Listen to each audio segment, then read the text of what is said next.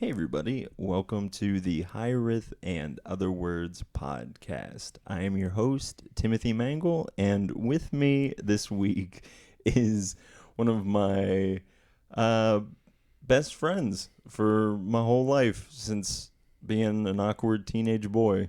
And I can't even look over at you without smiling and welling up. So I'm happy to have you here. Alan Reinert. I didn't even say your name. I knew the first thing you were going to say is thanks, man. I was thinking about it in my head today. I'm like, what's Alan's first thing is going to be a nice, humble thanks, man, that I talked over. It was very representative of our time together. Yeah. Well, yeah. Good. Well, so do you remember how we met? Is it just drama club in high school? I think it had to have been. Yeah, because I can't think of anything other than the fact that we were both emo kids. I mean, I think that probably had a lot to do with it. We went to a school with like 100 people in each grade. And so like when there's like 3 emo kids, it's pretty easy for them to find each other. we had this thing in our high school where each grade had an emo kid. I guess your grade had 2, technically. Was Kyle in your grade? No. Was he above you? He was a year ahead of me. But then there was also like there were like people on the fringes because there was like Jordan. Okay. That like came later. Yeah, people you guys don't know about. But yeah. For the most part. Yeah. Until like the end. Was there like of our time there? Did other people dye their hair as much as we did? No. Okay, so I think that's why. Maybe black, but like yeah. We went hard, and that's why I also think of Justin Wachowski, sure. or Justin McBarry, whatever his name is now. I'm so sorry, Justin. But yeah, good friend time. So yeah, I guess I guess we started hanging out probably because we lived close to each other and we were both emo. Is that what it was? I don't even know. Me neither. Because I'm just imagining like us like being in thing, and then the next memory I have is just being in your car. Yeah, or like for me, it's like staying at your mom's place. And Did just you like sleep there much? Yeah. Really? Not a lot, but like often enough. Man, I do not remember like anything from my childhood, and it's probably not a good thing. I don't remember that at all. Picking you up from school. For school. For school, yeah. And driving me, yeah. I don't know if I took you home. I think because I had like extracurricular stuff. Okay. Because like I would have soccer. Yeah, maybe I would ride the bus home. Actually, because you probably got. Is this good content for people who aren't us? I got my license when I was 18. So that was after you got yours. So then once I got it, I just didn't need you anymore. I don't think you had your license before I moved away. Oh, because I got it my senior year, and you were off to Chicago. Yeah. Okay, so now I definitely tell that we're on the territory of this being a boring conversation for people who aren't intimately involved in this relationship, i.e. me and you. But okay, so. But it's important because absolutely. I know. I'm just it sets up the framework of who we are. Sure, and I mean you can tell from our fun, playful banter that there's clearly history here, and one of the greatest things I feel like I've ever accomplished in my life. Maybe that's a big statement to say. Is being someone who brought you into spirituality. As someone from the outside, like just looking into your life, you didn't have any like interest in those things at all. No. Grew up in a super secular household where it just wasn't a part of our lives in any way. Like it definitely wasn't, my parents grew up probably going to church occasionally, but it wasn't a part of their lives. And so as a kid, it just wasn't even something that I had any concept of. But like you'd hear it was treated, it kind of felt to me a lot of the same ways as like there's like these Greek gods and like the Norse mythology. It was just like these stories that I'm like vaguely aware of. It's like, yeah, there's like this Adam and Eve and this guy named Noah, but I don't really know what that's all about. And it's just like this other thing that I don't really have any concept of. Mm-hmm. So it was just like this thing that I knew people did, but it just didn't have any connection to me. And that's probably like very similar to where I think a lot of young people find themselves at currently. I think you were probably the birth of, because I feel like a lot of the people in our generation either had like a religious family, or they had some sort of, and this is a small freckle of people, but like an actual like religious conversion, or there was also people who just hated religion. Well, I think a lot of those people also came from religious backgrounds. That's true, and that's and probably had whatever situation happen to them. But now I think the 18 and under is the most unchurched generation in American history. Sure, we're a post-Christian world, according to. Would you believe that? No, but sure. I think it's. Well, what does it mean to be post-Christian? Sure.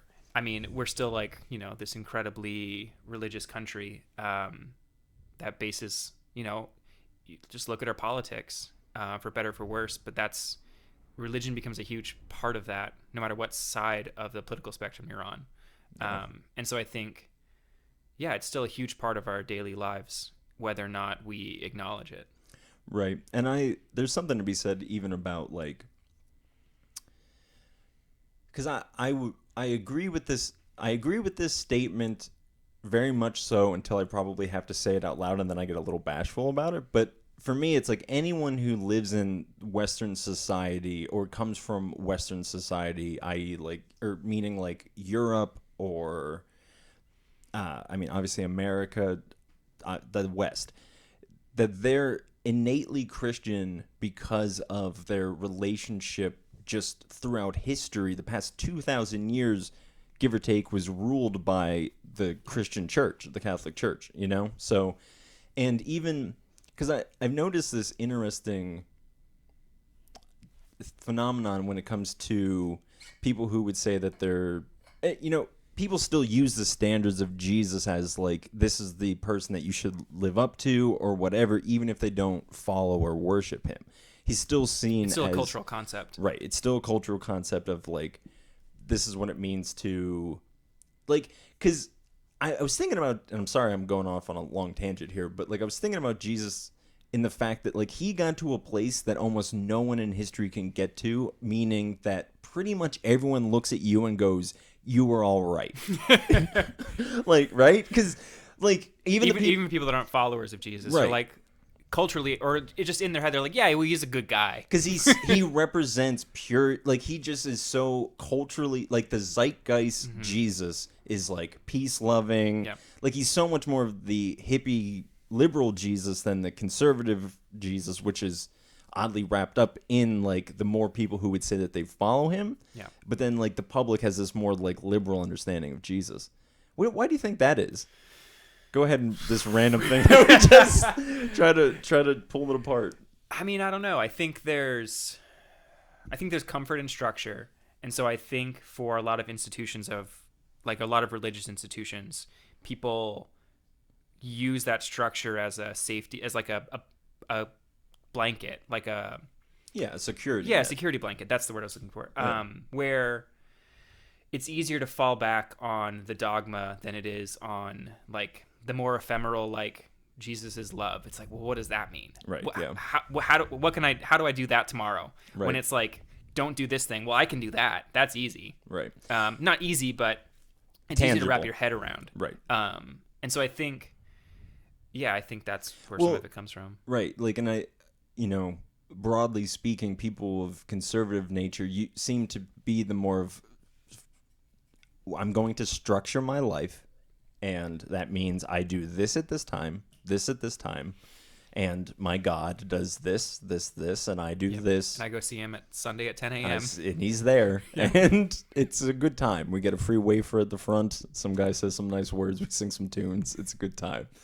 So as someone who didn't have any relationship with Christianity, what was it like going into, we won't throw any church names under the bus, but what was it like going to a charismatic, Holy Spirit filled church?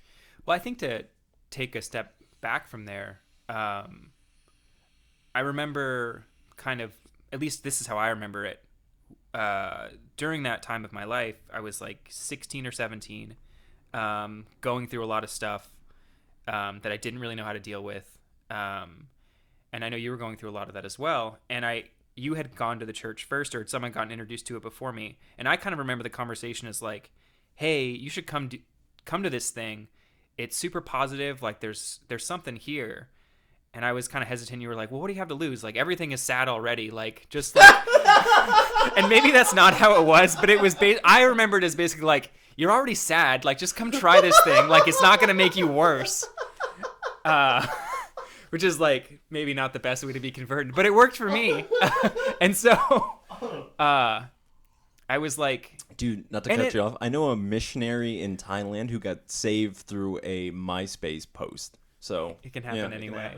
But I think I was always curious about Christianity, and so was willing to take the jump. And it was this person that I trusted and knew, kind of recommending to go try this thing. And so I was like, sure, let's give it a shot. And then going in, I didn't really know what to expect. And yeah, lots of singing, and then sort of a structured sermon. But I don't remember what they talked about. I remember very little of it. But I remember leaving that place feeling better than I had in months. And I was like, whatever that was, this feels like I'm happy, or not happy. I wouldn't even say that strong, but I'm like not sad. And that was enough to kind of hook me and say, I want to find out more about what's going on here. There's this community of people who seem to care. I remember getting greeted. I remember being like acknowledged that I was new. And so just like having people come up to me and saying like, hey, who are you? What's your story? And like in a very kind way. But like, who are you? No, what's your story, boy? I just that acknowledgement of like seeing me as a person and like wanting to like learn more about me really was something that I needed at that time. Yeah, and it sucked me in. Wow. Well, I mean, that's exactly what it's supposed to be, you know? Like, any person who still, you know, goes to that mindset, like, who still functions that type of church, who would hear that would go, well, that's exactly why, like, we do this, you know? And, like, obviously there's something to be said about, like, some people do it with malintent of, like, just trying to convert, but other people are just like, hey, you're in a church for a reason, you know? Like, churches are the cliche things that they are because of they actually are supposed to represent. Again, like, it's so interesting that, like, I read about this in a Carl Jung book about how Mary, up until a very recent time, wasn't considered a divine figure. And then, but the general public believed she was for so long that the Catholic Church was just like, well, then she just is because everyone believes it. Like, and I don't, again, if I have any strong Catholics out there, like, fact check me on that, but give it a goog, see if I'm right about it. So I don't know. There's this. That's why I found religions so fascinating, is that there's this weird overplay between like reality and like the needs of the individual and the needs of the community, and obviously like God trying to like shine through these, you know, fractured pieces of these religions, and they're just trying to like cobble it together the best. And obviously I'm making it sound way worse than it. I don't know, but it's what they're there for, is to like try to like wrestle all these like different needs and then like and exist for that. I think at different times in your life, the reason you're going there is for it changes. Because, you know, when I first started going, it was for super selfish reasons. I wanted to feel better, and this was the thing that made me feel better. Right. Yeah. And so it was like definitely about me. And then as I've grown and moved along my spiritual journey, the reason I go has changed, to a point where I'm at now, which is like maybe also still selfish, but it's like, I want to base my life around how Jesus lived his life. And so I want to learn how I can do that better. Yeah. Right. Yeah. And obviously it's because I feel like that's the model of living, but it's also like, yeah. And so a little selfishly, it's because like, I want to be better. Well, right. I think somewhere along the line, and I think this is like a generational thing. Maybe we don't need to make it one, but I feel like when I came into the church, or a big portion of my relationship with Christianity was very much of the right thing to do is imitate Jesus as much as you can. And that's it. You know, like if you can like, if that's all you got to do, you know, like, yeah, that's all. Right. Like, well, again, yeah, sure. That's a heavy order. Uh, yeah, I mean, you're right. It's all you have to do is just embody God, and Yeah. you'll be okay. It's not too hard. You're right. I mean, but it's again, you don't want it to get caught up in this thing of like, well, just you have to imitate Jesus, and that's why, I like what you said about like seeing how he would have like thinking about how he would have approached his situation and embodying that rather than maybe projecting your ideas already onto him and then just having a biased confirmation. I had a pastor kind of take a spin on the what would Jesus do and add to that, which really struck me and has always stuck with me, which is more than just what would Jesus do? What would Jesus do if he were you? And so to take that a step further and say, if Jesus had lived the life that you have in the context that you have, what would he have done? Right. Rather than this figure from, 2,000 years ago. Right. But putting it into the context of the life that you've also lived, which I think is really helpful to think about it that way. Well, right, because that's the only way that you can interpret Jesus is through your own lived experience. Right, and that's what Richard Rohr says. He's like, listen, we're going to put your theology and praxol. What's the oh god, there's a word for like your actual like lived practice, but I forget what it's called. The front triangle of it is, or if it's a tricycle. Wow, I'm doing a terrible job with this analogy. Sorry, Richard Rohr. Let's try again. So he says that our spiritual journey has three wheels, and I forget the back two, but the front one is experience, because regardless of what, like, I think the last one was like tradition and scripture. Okay. But it's still ultimately led by experience, because experience is the things that led to those other two things. You can't have the Bible without people experiencing and living through the things of the Bible. And then those were a phenomenological experience that were then interpreted and kind of projected towards Abrahamic religions and all that fun stuff. I like that we're doing like these fun tangents in the middle of our stories and just like going off of like these random paths about. I love it. No, it's seriously great. So you went off to college. I went off to. Well, first we got baptized. Because I was gonna say that. Alan and I were baptized on the same day. Do you remember that day at all? So I have this memory about it that every time I tell somebody, they're like, that can't possibly be true. And I'm sure it's not true. But like, I remember standing in line and waiting, being super nervous. And the person that was in line in front of me was getting baptized again, which like at the time I didn't think much of. But now I'm like, well, that's kind of weird. But because, kind of only get saved once. But anyway, I distinctly remember the water being like green and smelling like green apple, which I'm like, as I look back, like I'm incredibly confident that couldn't possibly have been true. But I have this like, I thought, hand to God, I thought you were gonna be like an angel, like was talking to me or something. And so there's like in my memory, there's this like green apple water that I got in, and for like years that didn't seem weird to me that the water would smell like green apple. And then I like really sat with it and thought about it and was like, that can't possibly be true.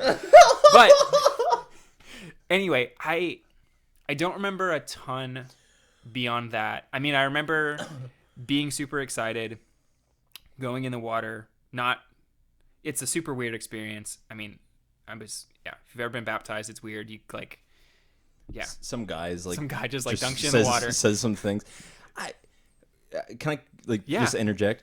I was thinking about this today, man, because so full disclosure into something weird that like when I was going to church at 17 and 18 years old, I was interpreting tongues. And that when you step out of, there were people that spoke in tongues. Yeah. And I spoke in tongues. I still speak in tongues, and I like interpreted tongues then. So there's on my podcast, I don't really talk super much about like my private spiritual stuff, but now I'm just like, I speak in tongues. I bring out. Apparently. Yeah. Well, I mean, you're my best friend, so I'm the most comfortable, and I forget that there's no one here.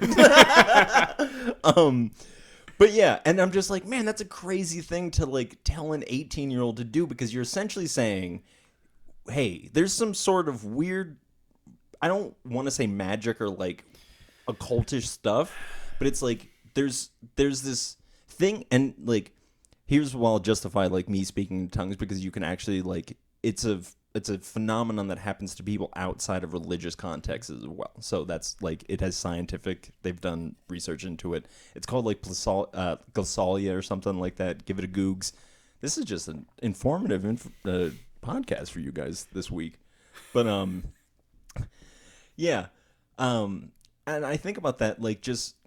And again, like we're doing these weird rituals of dunking fully grown people into water that I don't particularly remember being green apple anything. Yeah, I just remember not. water.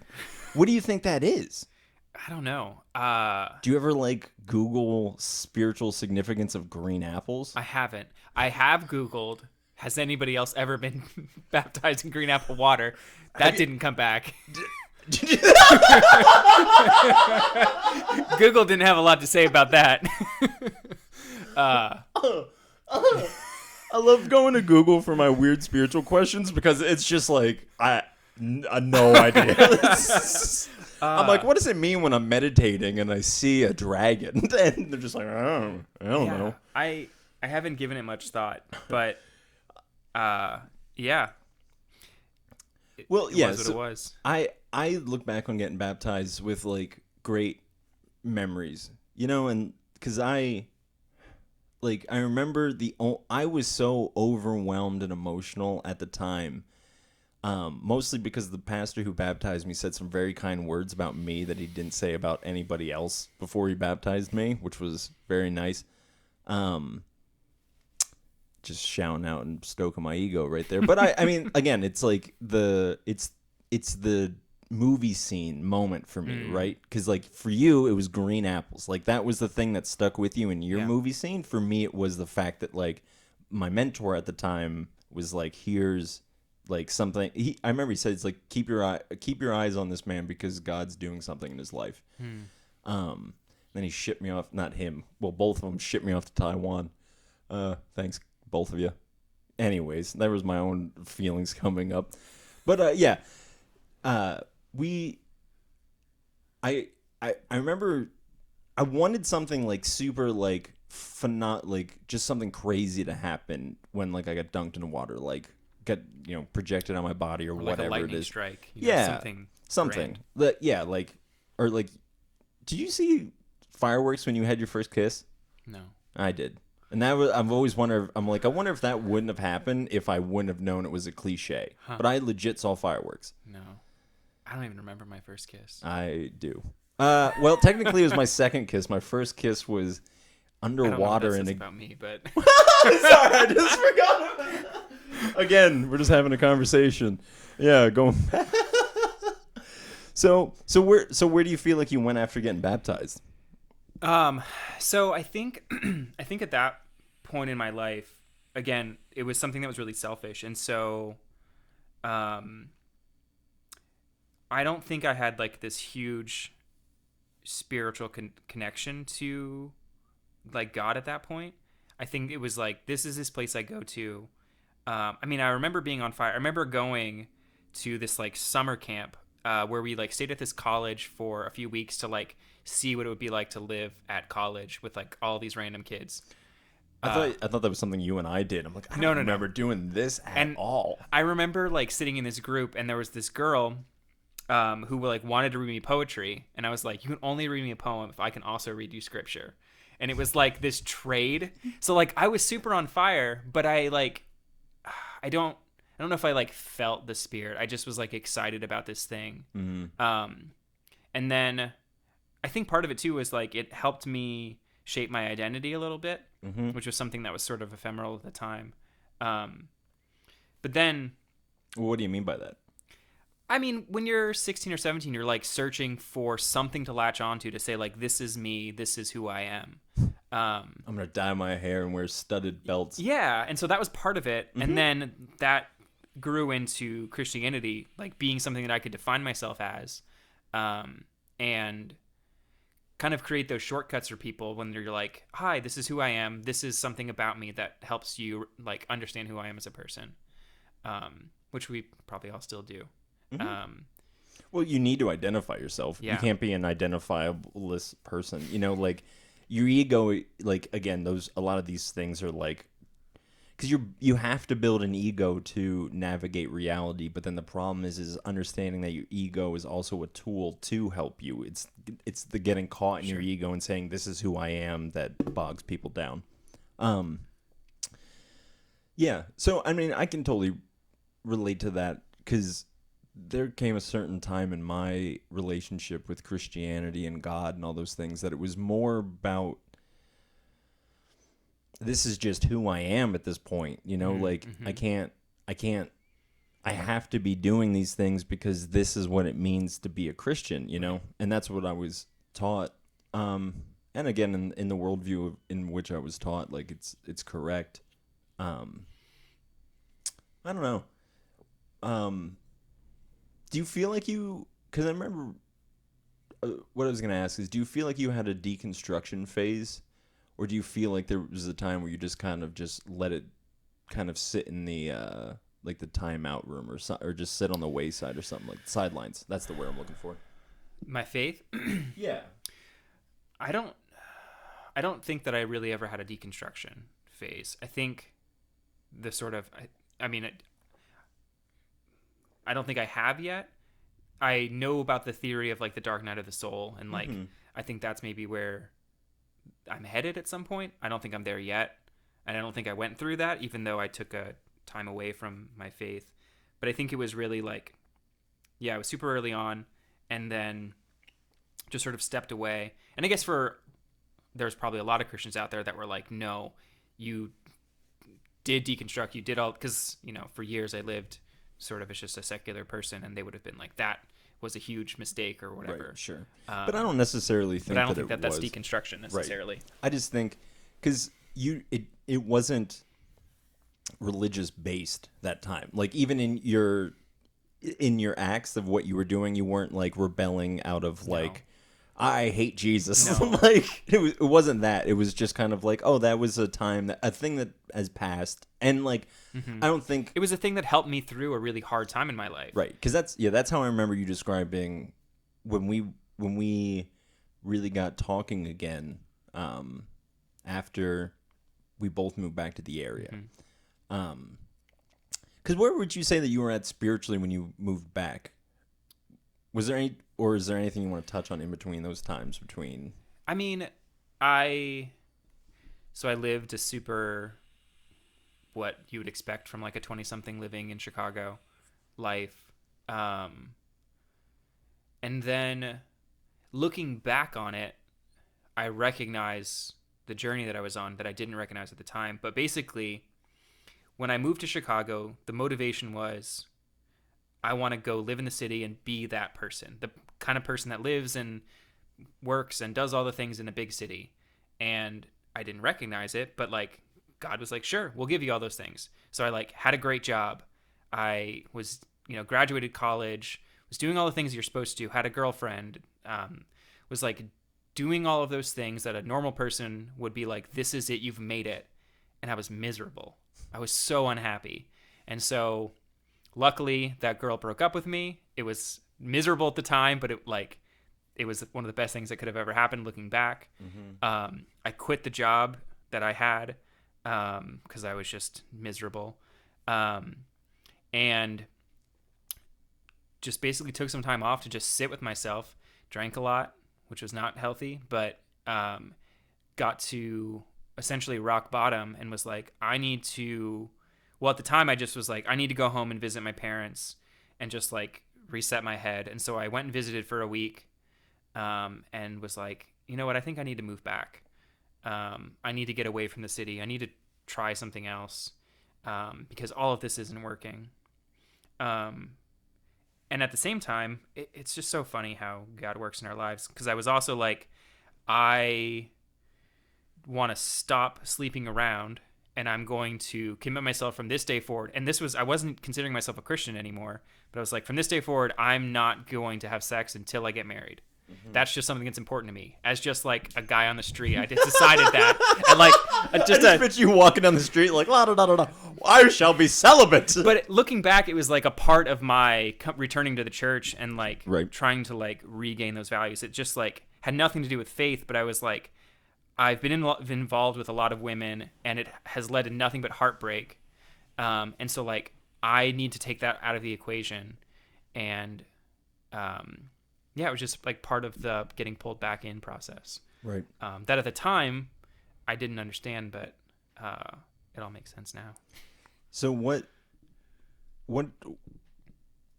I guess in that time for me, just to give a quick, I would have been over in Taiwan.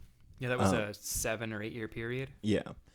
So I would have been in Taiwan, full blown missionary, planted a little church, with a buddy of mine named Caleb. If you're listening, Caleb, I love you and want to get you on here one day. Yeah, and then just became very. It was similar. I mean, it's ironically interesting because, for me, a big part of the reason I left my faith was because of their issues with purity, and for better or for worse. Like I don't really want to dive into whether or not the church has whatever. We don't need to go into that. But that was a big part of it. But that was also me breaking away, whereas yours was more of a coming back. Mm-hmm. So then I moved back to Pennsylvania again to try to get my head straight, and we found each other after like a year. You were home like a year or something like that, right? Yeah, I just needed to like isolate myself and like be really self-reflective. Yeah, and I won't give full disclosure of where you used to live, but it's a very isolated place. You used to live on a horse farm. Yep. Now you live down the street. If that window was open, I could see your house. That's fun. But yeah, I just like cut myself off from the world. Yeah, it was what I needed at the time. But don't you think, in some degree, that might have been a small dark night of the soul? Maybe.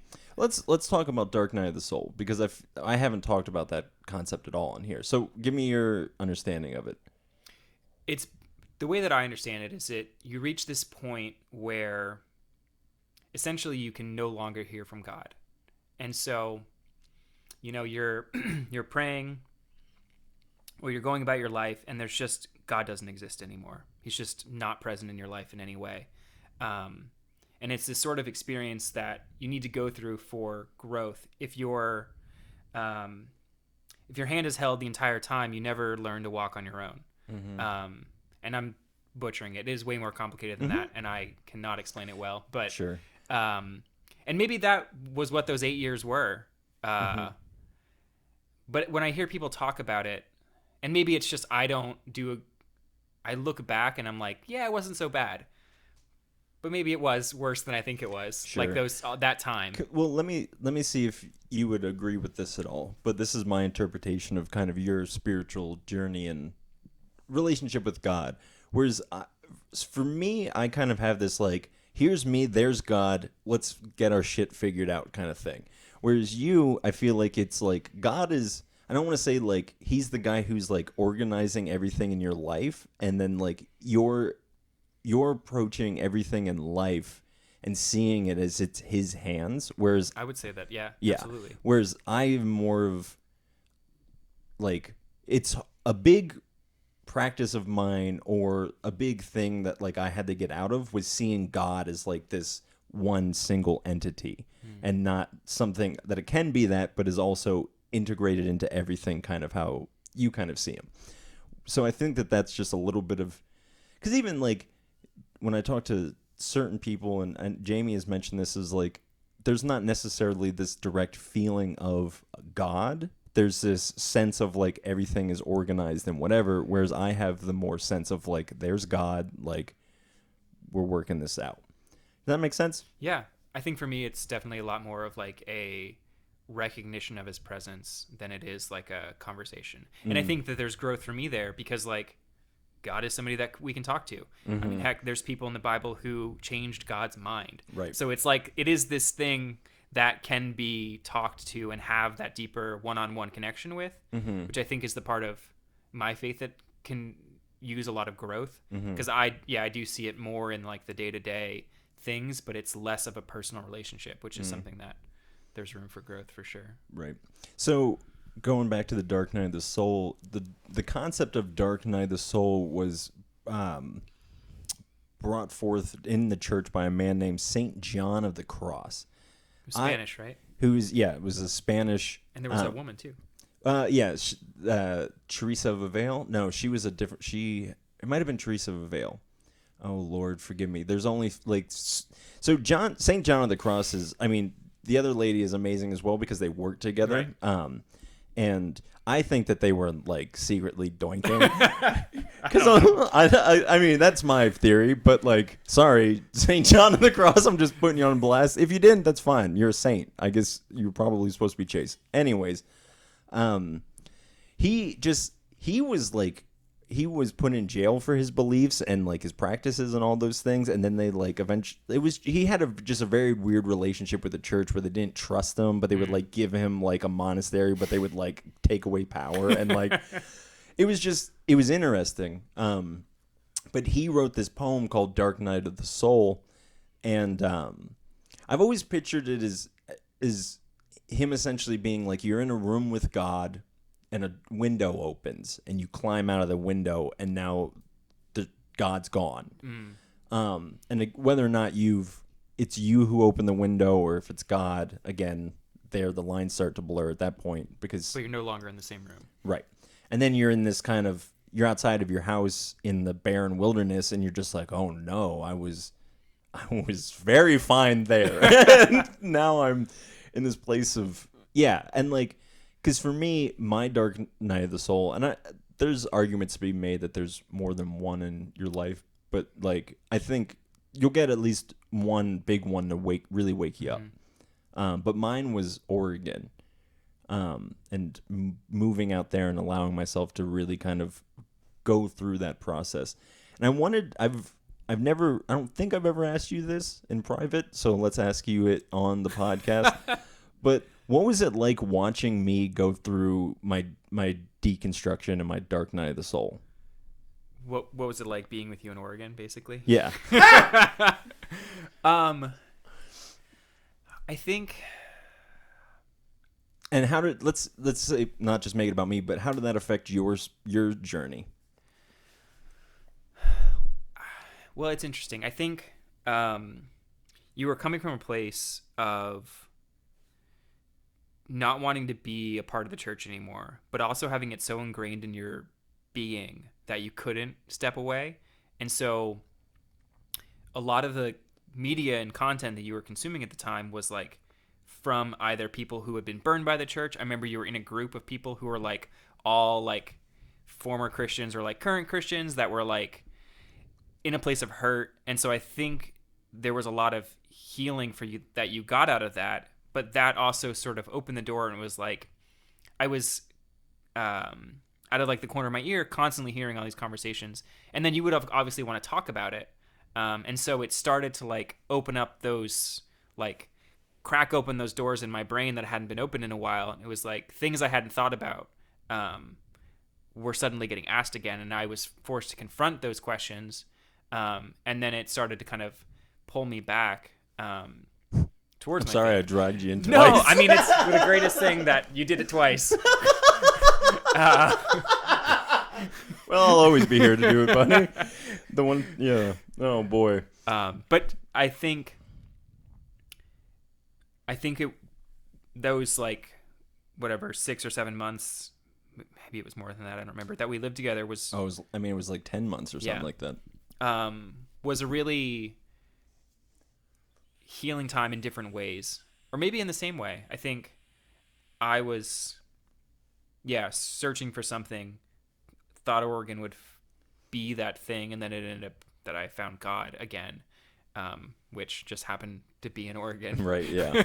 Right. That's and then again, like he's in the things, right? So it's not just you didn't just find God, right. But it was the whole process along the way. You can even I'm fine with calling that God as well, because it's I think even if you go back to the traditional definition of God is love is a verb. And so it's completely fine to say that God is something that is in action, like it's the whole process. But yeah, kind of going back to, well, very much so going back, not kind of, But going back to Oregon, I do remember like those conversations. I remember feeling the way that I do about any conversation where I'm like, do they really want to talk about this, or am I just imposing my thoughts onto other people at the moment? And what I really appreciate about you, as opposed to, I think what I really learned from you in that time, whether that be intentional or unintentional, was when I would like throw information at you or whatever, is you would actually sit in silence and like think about it. And for me, I'm such a verbal processor that I'm just like, but what about this and this and this and this and that and this? And then I like would say it to you, and you like, I just had this image of you cooking dinner and like just slowly like thinking about like whatever it was. And that's like, I mean, that's pretty accurate. Yeah, I mean, that's exactly what it was. So, and there was like, yeah, it was such an interesting time because I remember the conversations of us moving out there and us both being like, life is such an open field of potential, and we're just sitting here talking like it just seemed like, why aren't we going out and doing it? You know, obviously we both needed time to sit and heal and kind of get our head straight, which was which was funny because for me, I felt, I mean, I actually think this is true for both of us, is that like we got there to get our head straight, and then we were like, we need to get it more straight. And like to go past like, okay, so it's like we went out to a place of like, we went out to the wilderness essentially, you know, like, and being like, let's go explore the world. And we went out and we battled and we got wounded and we needed to come home to get healed. And then after that, we needed a place of, because we didn't do anything in Oregon. I feel like we spent most of our time contemplating. Went to the bike shop. Yeah, you worked. I kind of worked. I volunteered for a long time. That's true. You did. And then I worked. And then you worked. But even that was, was me. Well, and that was such a big part of it too. But yeah, a lot of that was just me kind of by myself or with like another group of people, but like not a ton of talking. And so just like a lot of alone time to contemplate. Yeah, because when people ask me about Oregon, of like, what did you do, and I'm like, thought. But I think we went out like 3 or 4 times. I mean, as a couple. So when Alan and I moved to Oregon, it was so hard to not. And there's obviously no problem in being gay, but like, we're not gay, and everything that we do makes it sound like we're gay. Yeah. We live together. We moved to the other side of the country together, and everything we did. The way Tim talks about me. The way I talk about you. The way we kiss each other. But yeah, I just remembered like every time we went out, we would be like, yeah, we just moved here and we live at this place and we're not gay, but it's fine if you're gay. At least that was my struggle. But no, I mean, I think we went to the Coin Jam a fair amount, which was a barcade out there. And that was like it. We went out to eat like with some friends like a couple of times in 10 months. Yeah. Like it was literally just the time of like isolation, contemplation. But also being on our own again. On our own. Right. Like, in quotes, because we weren't living with our families anymore. Well, you weren't living with your family, but... Well, yeah, you're right. Well, actually, I mean, you're right. But definitely for me, it was a time of like being independent again and like learning what that's like again. Mm-hmm. Well, and I think like it's authentic living, right? Because that's what I think that we both saw, that we had tasted it, right? Like, because you didn't mention this, but you lived in Israel for a year. So, we've both traveled the world, gotten to like experience these crazy things, and then we're kind of like, well, why should we stop? Like, all because life didn't necessarily go in the way that we wanted it to. There was still an aspect of that life that was fruitful. Sure. And I've never felt, and maybe this is just a product of moving a lot as a kid, but I've never felt like I've ever been trapped in a place. Getting up and moving is always an option for me, no matter where I've been. And so, yeah, deciding to move to Oregon wasn't that hard of a decision. because I've moved a lot, and so moving comes fairly naturally to me. See, it's funny that you say that because my natural instinct was growing up, I didn't move a lot necessarily, but that's not true because my parents were divorced. So I literally was at a different house every 3 or 4 days. So I like I realized when I forget where, I think my apartment down there may have been the longest I've ever lived in one place like at a time, which was 2 years. So that's insane. Like, but I also wonder like how much. I mean, it's not even a wonder. I just know all of this stuff that happens in our childhood is because it's supposed to launch us off into whatever journey we're supposed to be on. You know, so I don't know all those. Yeah. I mean, you wouldn't have had the urge to go to the church if it wouldn't have been for the things that were happening in your life, right? Sure. And I think I also needed, God always knows more than we do, but I think had I not had the 8 years that I did in Chicago, I think I would have always wondered, well, like, what is that life like? Had I, from the moment I got baptized, continued to just be a Christian for the rest of my life and like follow those values, I think I would have made a lot of mistakes along the way that would have done more damage to the people around me than had I done it the way that I did it. Because I think if I would have gone about my life claiming that I was a Christian, being in a Christian community, and yet still wanting to do the things that I did during those time, or at least definitely having the urges to do those things, I think I would have ended up hurting a lot of people around me. And so I needed to go, and I don't think this is for everybody, but I needed to go and like try the worldly way. And God was like, sure, I'm going to give you the freedom to do that. I know that that's not right for you, but I know that this is what you need. Right. And lived that by all the metrics of the world, was doing it. Right. And then was like, no, this sucks. Well, and again, like is it the right thing, quote unquote? It's like, well, that's a subjective. Sure, and it's different for everybody. For you. No, I won't even say that. It's like it was the right thing because it ended up pulling you closer to God again. You know, Sure. So it's like, and again, like what man meant for evil, God meant for good. So, because I just see those two paths in my head overwhelm so much of man's choice and God being able to like respond properly in all things in order to direct that person onto the path that they should be going on, regardless of whether that looks like a positive thing or a bad thing. Again, like for me, it's all God and it's all a part of this larger thing. So I don't know. I guess I'm like out of things to ask you, but because what do you think? What do you think the future of Christianity looks like? We've definitely have had this conversation 1,000 times out in Oregon. Well, so I guess maybe I don't know, but I have a hope for what it looks like.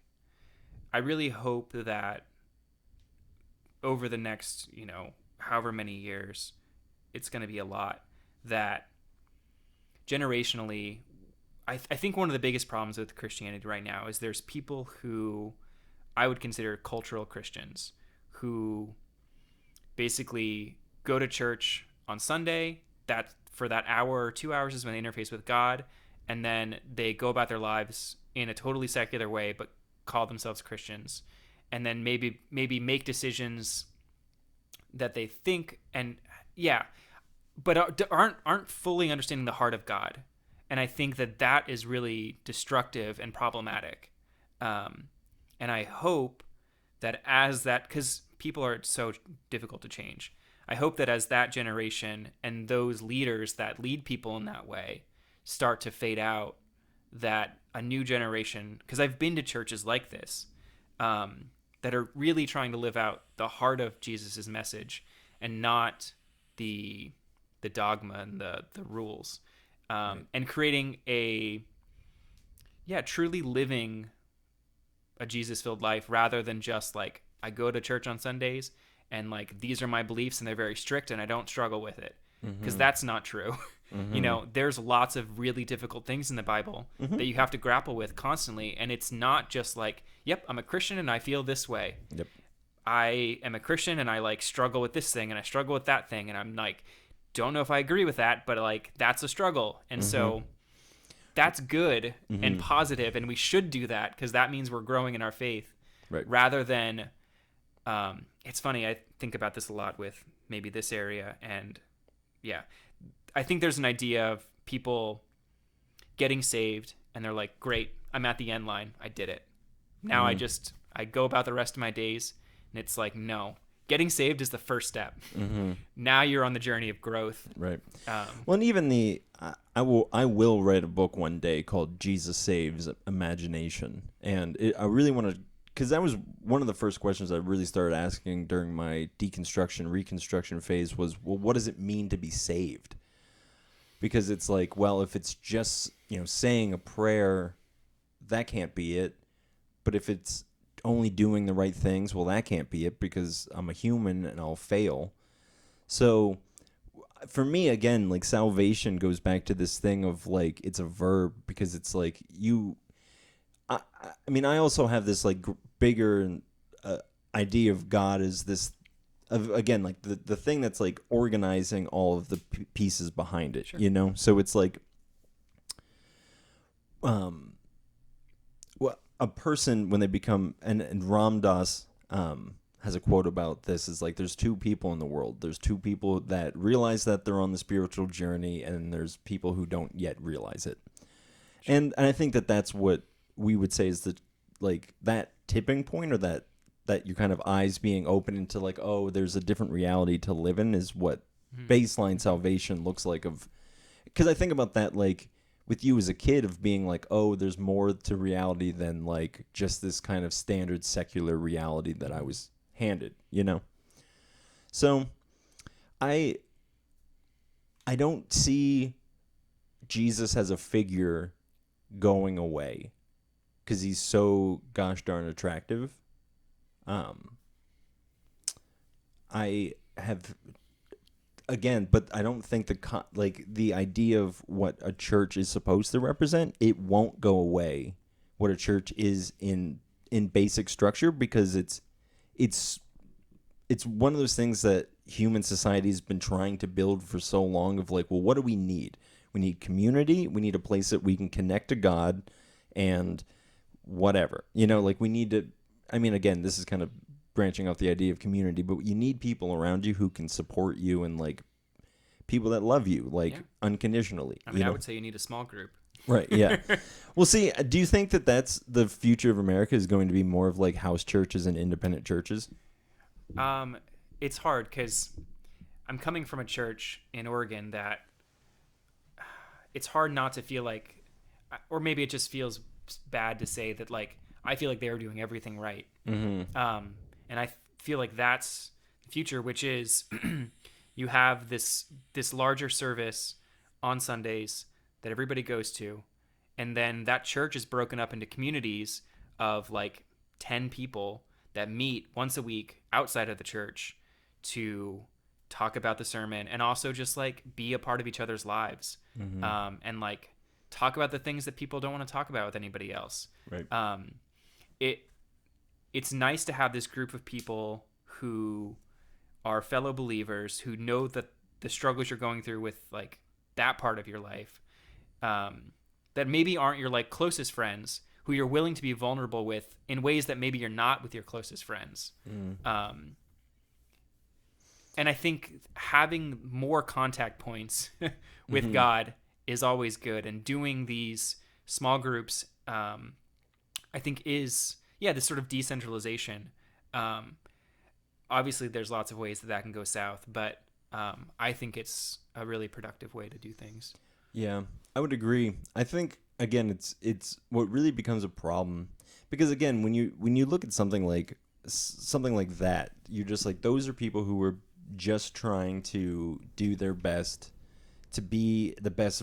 Like again, like Occam's razor, like to just be the best versions of themselves, like to just be good people. And I think it's so. I